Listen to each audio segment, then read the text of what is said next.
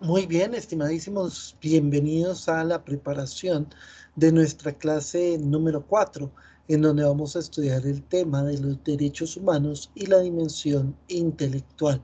Bienvenidos.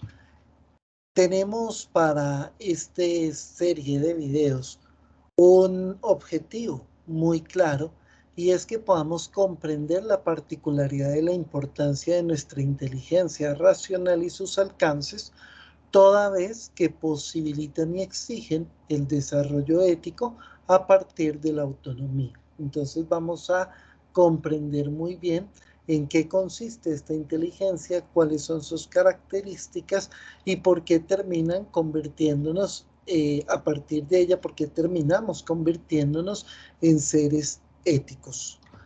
Para poder iniciar, quiero que tomemos el tema de los derechos humanos. Y para poder comprender de una manera sencilla qué son los derechos humanos, necesito que por favor hagamos un recorderis de lo que habíamos ya estudiado frente al tema de la dignidad humana.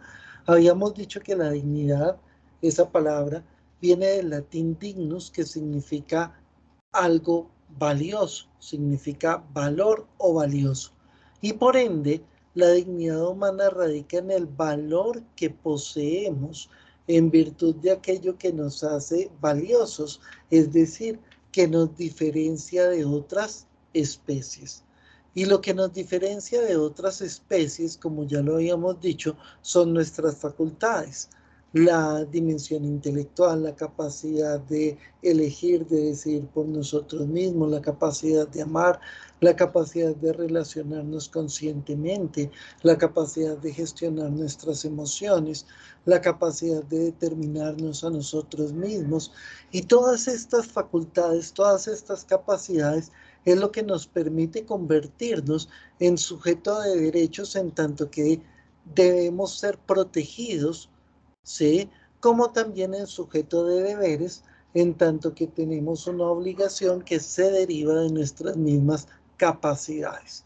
Y habíamos dicho que el ser humano, por ende, es un fin en sí mismo, es decir, que está llamado a determinarse, construirse y desarrollarse a sí mismo, y que no puede ser empleado por otro, ¿cierto? Quitándonos ese valor o esa dignidad de la autodeterminación. Y tampoco podemos ser reemplazados por otras cosas. Entonces somos un fin, no somos un medio. Entonces, a partir de esta definición, tenemos que decir algo muy importante. Si el ser humano es valioso, pero al mismo tiempo es vulnerable, es decir, es frágil, y hay muchas cosas que pueden afectar su dignidad, es decir, sus facultades, tiene que ser protegido.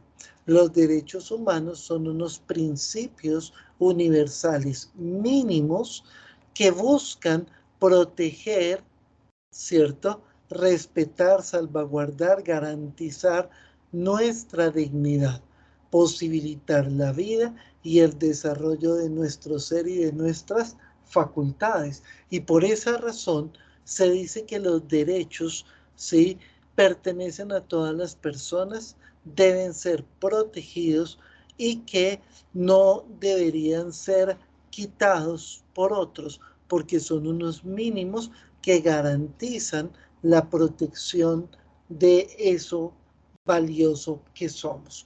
Entonces, esto frente a la definición de los derechos humanos. Ahora, cabe aclarar y cabe señalar que los derechos humanos, entonces, como aquellos acuerdos mínimos, consensos mínimos a los que ha llegado la sociedad para decir esto es lo que se necesita garantizarle al ser humano para proteger su valor, pues realmente esos derechos son un camino que se ha ganado.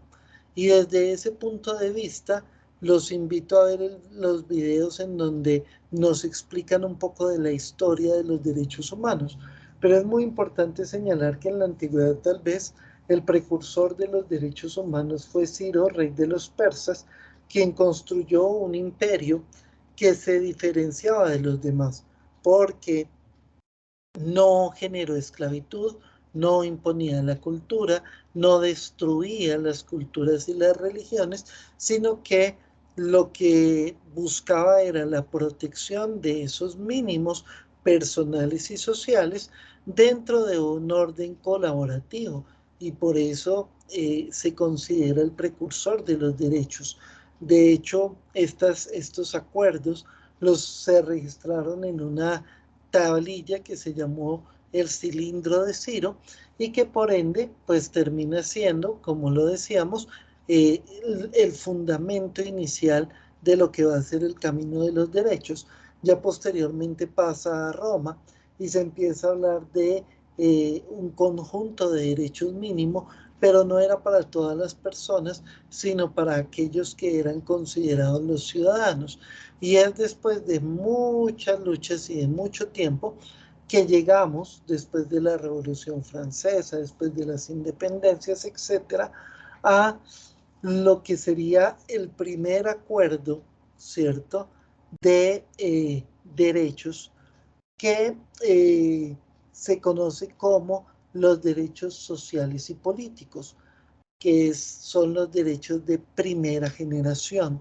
Dentro de esos derechos encontramos los fundamentales: el derecho a la vida, el derecho a la libertad, el derecho a la seguridad jurídica, el derecho al reconocimiento y la nacionalidad, el derecho a la libre expresión, el derecho al debido proceso y el derecho a la libertad religiosa. Estarían, digamos, dentro de esos derechos de primera generación. Ya después de eso, ¿cierto?, llegan los derechos de la segunda generación, que son considerados los derechos económicos y sociales.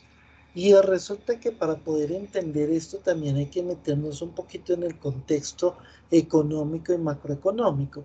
Es decir, si bien eh, los modelos económicos tradicionales como el socialismo y el capitalismo ya habían entrado en crisis, se ve la necesidad de que para proteger la vida se requiere al mismo tiempo unos derechos sociales básicos, y por ende se empieza a crear una cosa que se llamaron los estados liberales o los estados social de derecho, que tienen como responsabilidad, a partir del uso adecuado de los impuestos, garantizar unos mínimos básicos a toda la sociedad. Y dentro de esos mínimos básicos estaba el tema de la seguridad social, el tema de la alimentación y la educación básica, el derecho al trabajo en condiciones equitativas y satisfactorias, el derecho pues a la salud no solo física, sino también mental, ¿cierto? El derecho a los cuidados y asistencias especiales que requiere la persona en la tercera edad, en la infancia o en algunos momentos, como por ejemplo en el tema del embarazo y la gestación. Entonces empiezan a hablarse de esos derechos, el derecho, por ejemplo, a una vejez digna, empiezan a hablarse de esos derechos también económicos. Y después de eso vienen los derechos de la tercera generación, que se podría decir que son los derechos a la parte de la solidaridad, y por ende a todo el contexto social y al ser humano dentro del contexto social. Y entonces empieza a hablarse, por ejemplo, el derecho a la paz, el derecho a la calidad de vida, el derecho a la independencia política, el derecho a la autodeterminación, que es muy importante en el tema de la ética, el derecho a la coexistencia pacífica, al entendimiento, a la confianza, al uso de la ciencia y la tecnología en aras también del bien común. Entra el tema del derecho al medio ambiente, que es fundamental, y el cuidado del medio ambiente como la posibilidad de garantizar unas condiciones sociales naturales que posibiliten al mismo tiempo desarrollo, el desarrollo de la vida humana en un futuro. Y estos derechos fueron los que se consideraron como derechos de tercera generación o derechos de los pueblos.